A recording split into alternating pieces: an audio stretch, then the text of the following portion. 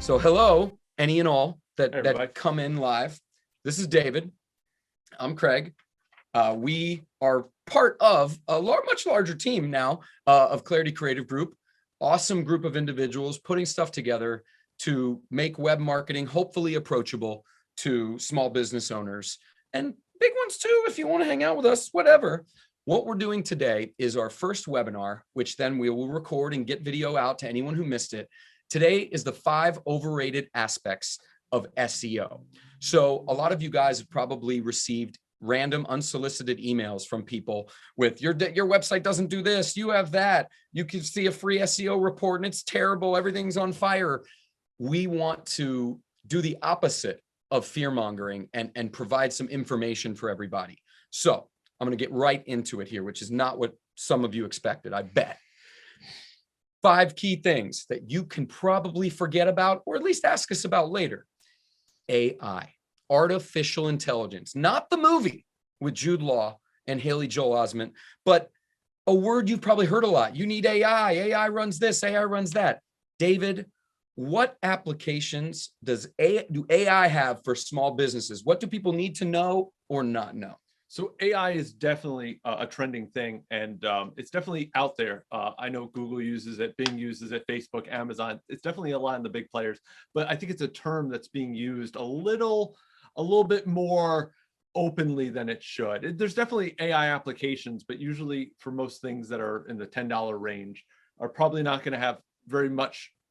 There might be some kind of automation to it, and I think that there's a big difference between maybe automation and AI, and people like to kind of combine them together. But for again, big picture side, for small businesses, they're not really going to be using much of, like, there's not necessarily a direct need for AI. They're not necessarily processing a million queries and things like that, but there's definitely it's definitely going to be there. But right now it's one of those terms that, like, you need AI.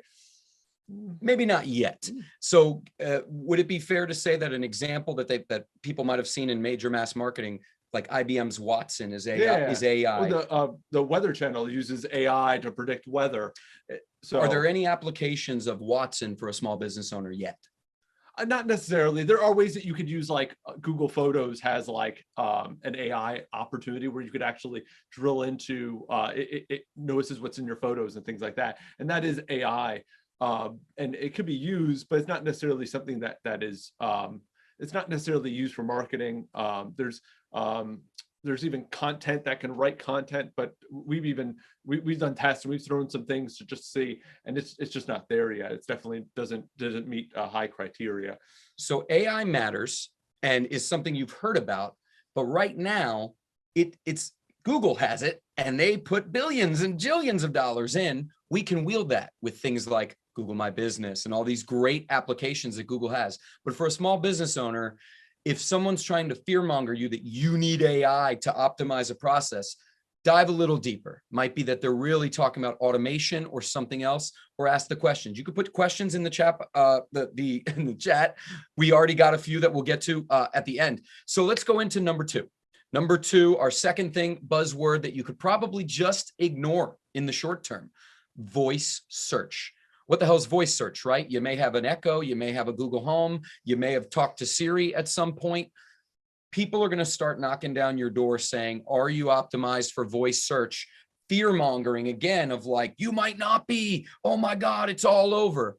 David, what do we need to know about voice search? Voice search is just search. It's the thing about it, what you show up in search is the same thing you show up in voice search. And it's kind of funny because it's like, it's its own unique thing, but it's really not. Amazon uses a lot of times third parties, like it might use Yelp or Home Advisor or Angie's List or Angie, whatever it's called. So they pull from that as well as their stuff. Google just pulls from its content. You know, the Apple Maps pulls from their directory. So it's already out there. It's already being used the same way you'd see it probably in search. So chances are the number one thing, and again, it rotates through. So it's going to work in the same way, but voice search is search. It's the same thing. So if your website, for example, is ranked for a key term that you want to be ranked for. Let's say you're a restaurant and you want to show up for hot wings because you serve wings. We want to show up Subs. for You want to show up for subs. subs. I'm sorry. You want sandwiches. He's hungry all the time, as you would imagine. So if someone wants to rank for subs and they wanted to Alexa to be able to know that, they'd want to rank their website Right. for that. And Alexa or down the road, okay, Yeah. Google or whatever would pull from those search rankings. Right. So you want to make sure you're on the Yelp or you're on, right, or that you're Google My Business, right, for a local one for hey Google or whatever, ready for like something to turn on in the room, is going to be using then like the Google My Business actually is going to be what shows up for the local listing pack. So that's what is interesting. It's using what's already out there for search is really going to optimize for voice search, but there isn't necessarily like, oh, putting near me is not a keyword that Google just removes it, or most things already know it's just like a location phrase. So don't be afraid when someone tries to tell you your site's not optimized for voice search, because it is, if it's optimized at all. Again, if you have questions specific to that or anything we talk about, hit it in the chat. Our third buzz term that you could probably forget about or at least feel a lot better about is algorithm updates. Oh, the big one. You'll get emails from people that the Google put out a new one and you won't rank for anything and you're missing meta this and all that. David, what do we need to know about algorithm updates? What should we do about it? We can't control it. I hope most people here aren't on like the SEO Twitter, because I swear, like if there's like a little blip on the map, people are like, oh gosh, Google's changing. There's change in search. Algorithm updates happen daily. Google's announced that they happen daily, and there's times and of certain things that happen over time. Like there was the HTTPS one.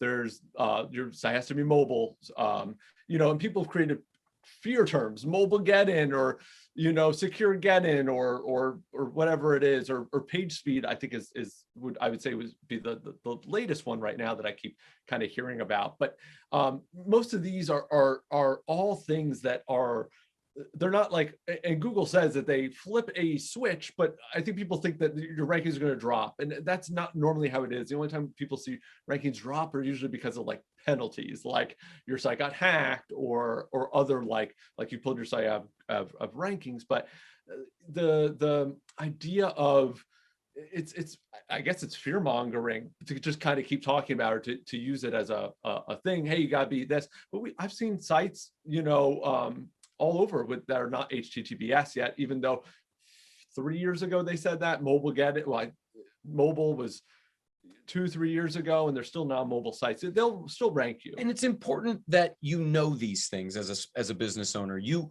would, if you had a choice between a mobile responsive site or not, go mobile responsive. But if your site wasn't mobile responsive, even to this day, it can still rank. It just will not rank ahead of a competitor that is mobile responsive. I think everybody fears that they're going to be like, if you're late to it, you're going to miss it. But the Google is so big, it takes so long to do everything, that I think people think that just tomorrow, oh, my site's not fast enough, so it's just going to drop. It's not usually how it works. There's definitely like they're always trying things out. They're always kind of sampling. So you begin to start seeing trends, but it's not going to happen tomorrow. It's definitely not going to happen. I don't think in a few weeks, but most of these, the mobile things and everything, no sites really just dropped off. It was just a matter of time where other sites became more mobile friendly, and so they dropped further down usually. And some marketers will wield the knowledge that you may not have against you. And again, that's the concept of this, why we're even doing this, which we'll be doing the last Wednesday of every month. So it's something you can put on your calendar. Don't worry, we'll send you the link. Our fourth SEO buzz word/phrase, quantity versus quality. This comes up a lot. A lot of people ask about it. Should be blogging every 8 seconds, right? On my site. I should put up content all the time, right? Right? That's what I heard. David, what do you want people to know about on the site, on your website, quantity versus quality? Yeah, I think, that's not even from me. A lot of even what Google's been saying recently is there's, whatever, 6,000 blog posts posted every like half a second. It's, it's whatever crazy number it is. But and Google's really wanting more on the quality. But I think people get lost and they see that they think quality means that they have to have 10,000 words or that they have to have 96 backlinks. But it's all about like, what does that content talk about, and does it actually have what it needs? And that's where the quality comes in, right? Rather making 72 blog posts, just have maybe one really good one that you can condense all that down to, or maybe a backlink, thinking that you need to have 55 like backlinks. It's really just about looking at, maybe you could get one or two that are really good for your content, that really like it goes along with, like it complements it. You're teeing me up. You want me to do my Indonesian backlink joke. I can't wait. It's what he wanted me to do. I didn't say Some of you would have already heard me say this, but quality matters way more than quantity in the grand scheme. All backlinks are not created equal. For example, if you get a backlink from a popular publication or a newspaper, that's going to be worth more than a Twitter user from a foreign country. Yeah, like a local business here in Orlando would maybe want an Orlando Sentinel backlink. That'd be a great backlink. Can be helpful. There's value in it. Now, again, it still could not move the needle too. So, but there's definitely, though, instead of, again, getting the, go for it, 100. What you don't want is 100,000 backlinks from sites that are not from around here and don't matter. Low authority. If you're wondering, again, put questions in the chat. We've already got 3 or 4 in there. So, and we'll get to those because we only have one left. We're almost we're rocking and rolling here. If you're wondering about what are good backlinks versus bad, or how do I even see that, we use software. One of them is called Ahrefs, another one's called Moz. These are available things. We don't invent this stuff. We just find the ways that we can get the best data possible for you. Google Search Console has some of that, but for backlinks, we typically lean on Ahrefs, I believe, to get some of the best data about what backlinks your site has. So quality over quantity. Quality is what the algorithm is all trending towards. Google wants to serve that best result. They call that thing that shows up before anything else the 0 result. That's like a miracle win. If something you wrote ever shows up there, you've won the game. You've won the SEO game. So let's go into our 5th and final buzz concept that you could just forget about. If you feel like it, we would recommend it. SEO score reports. You could go on websites, or maybe some of your SEOs or some marketing companies you've worked with send you reports with red flags everywhere. This is wrong, that's wrong, everything's wrong, perhaps so that you need them to do the work. I didn't mean that's just where, you do what you do. That isn't what we do. And we don't want you thinking that an alt text miss here, a meta there is the end of your site. David, how do you feel about these SEO score reports? There's a time and a place. There's a time and a place. They're useful, and there is value in some of them. But to live your site off of a score and is crazy, because you don't realize sometimes what you're missing out on. And I'll bring something up that really kind of came up, and I think it actually blew a lot of the world of SEO's mind back just a month ago. There was a big discussion in place about how many characters you could fit into a title tag before Google stops caring. And so everybody goes, oh, I even asked you a number. Do you remember what number you said? He did ask me. He said, how many characters? I said 70. 70, and which is a very true number, because at around 70 to 80 characters, Google will cut off and put a ellipsis. So we all get under the thought that, well, anything after that, nobody in this world is seeing. It is only, obviously, if it can't be seen by us, it can't be seen by Google. It's not true. Google has admitted that they can see everything after the ellipsis, and they will count everything after the ellipsis. So what it is we get these reports that say, oh, your title tag's too long.